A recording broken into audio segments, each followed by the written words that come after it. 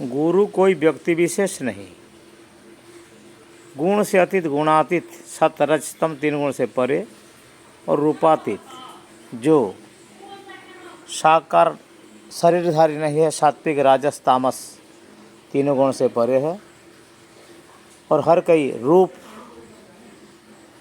शब्द ज्योति या अक्षर से परे है। रूप से विलोक, रूप में देखा नहीं जाते हैं गुरु, और गुण से परे है, 3 गुण से बाहर है, इसको गुरु कहा जाता है। तो गुरु है अमूर्ति। इसीलिए महिमा धर्म में कहते हैं गुरु महिमा परम ब्रह्म, गुरु महिमा अलिख। महिमा दिव्य शक्ति, और अलख, अलग शब्द जिनके बारे में लिखा नहीं जाता है। तो फिर भी राम कहते हैं जो माम अभिजानति गुणम गुणात् परम, मुझे 3 गुण में और गुणों से बाहर जो जानता है वो सही पहचानते हैं। भगवान सगुण में भी रहते हैं, निर्गुण में रहते हैं, साकार भी है और निराकार भी है। भगत हेतु लीला तना धरई, तो वही तो परम गुरु है, सब गुरुओं का भी गुरु है। और ये गुरु तो 8 प्रकार मैंने पहले ही बताया था। वाचिक, वेदक, बोधक, तात्विक, सूचक, निषिद्ध, तत्पदर्शी और कारक, 8 प्रकार गुरु है।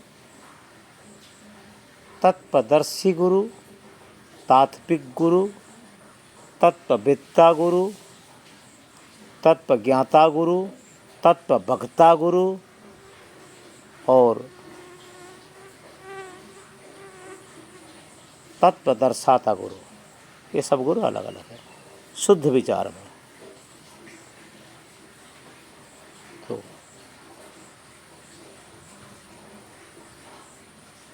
इसका तो बहुत गहराई अर्थ है। तात्विक गुरु और तत्वदर्शी गुरु, तत्ववेत्ता गुरु।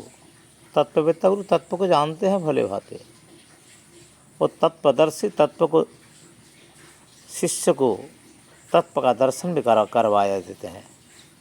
वो सूचक है, परमात्मा से मिला देते हैं। गुरु का शरीर में भगवान बैठते हैं, इसीलिए गुरु एक प्रकार भगवान है। लेकिन भगवान से गुरु बड़ा नहीं है।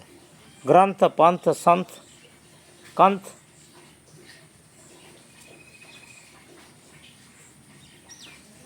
ग्रंथ पंथ संत कंथ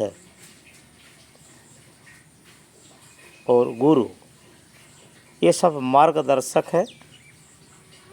कोई ज्ञान देते हैं, कोई ज्ञान समझाते हैं, ऐसे काम ऐसे करो, ऐसे ना करो बोल के शिष्य को शिक्षा देते हैं। इसीलिए वेद मंत्र भी कहता है संवित पाणी श्रोत्रियम ब्रह्मनिष्ठम। ऐसे गुरु करो जो गुरु आचरणशील भी है और उच्चारणशील भी है। ऐसे गुरु ढूंढ के गुरु करना पड़ता है।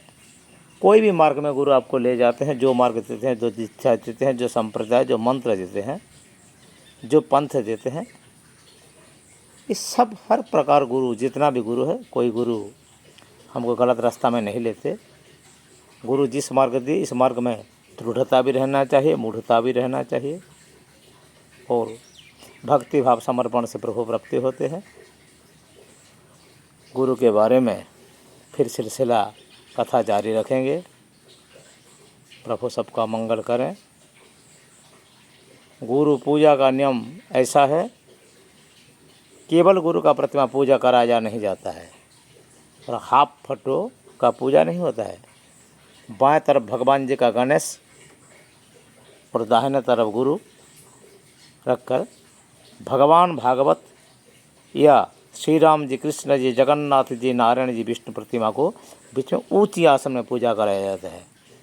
और ऐसे भी लोग हैं संसार में केवल गुरु का पूजा करते हैं, जहाँ भागवत नहीं, गीता नहीं, या कृष्ण भगवान का कि राम भगवान का कुछ ही नहीं। ये दृढ़ धर्म तो नहीं है, मूढ़ धर्म है।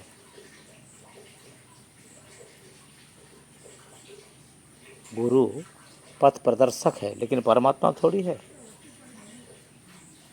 तो कृष्णम वंदे जगद्गुरु तम मुपयामि व्याससुतम गुरुम मुनिनम। भगवान सुखदेव को गुरु कहा जाता है। शंकराचार्य गुरु है, द्वापर जी का वशिष्ठ गुरु है, त्रेता युग का वशिष्ठ गुरु है, द्वापर में व्यासदेव जी गुरु है, सत्य युग में ब्रह्मा गुरु है, कलि युग में शंकराचार्य गुरु है। और गुरु महापुरुष दोनों, गुरु और भगवान दोनों श्री चैतन्य महाप्रभु है। वो गुरु भी है और गौरांग भगवान भी है। तब फिर आगे इस बारे में चर्चा करेंगे। गुरु भगवान का स्वरूप है, लेकिन भगवान नहीं है। भगवान को वही भी भेजते हैं, ये तुम्हारा हमारा सबका ज्ञान होना चाहिए। और गुरु को दाहिने तरफ भगवान जी का, भगवान से एक नीचा आसन देकर, भगवान का ऊपर आसन नहीं देना चाहिए गुरु को। और गणेश जी को भी बाएं तरफ नीचा आसन देकर, दोनों गणेश और गुरु जी का आसन बराबर होता है।